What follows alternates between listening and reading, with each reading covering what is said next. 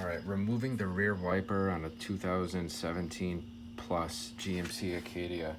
I've seen a lot of crazy videos and removing the protective wiper cover, then the whole wiper arm itself. Just to get to the wiper, people are using bolt pullers to remove it. You don't have to do all that. Go to page 286 of your manual, and it's not the best picture, but it shows you how.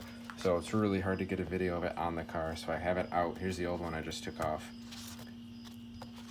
Facing the windshield, right? You're gonna wanna pull it back from the windshield as far as it goes, and it's kind of tricky to get in there to see, but you're gonna wanna go in here, and there's a tab. You can see there's a tab in there. It's got some ridged lines right there. You're gonna wanna push up on that. Push up away from the car.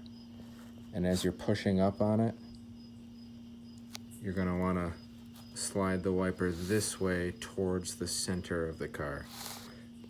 So again, page 286 of the manual kind of goes over that. It's not the best picture, but that's exactly what it says, and it works.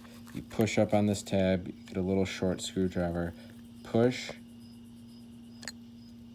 it up like that, take the wiper, and then slide it off. Take your new one, slide it right back in the same way.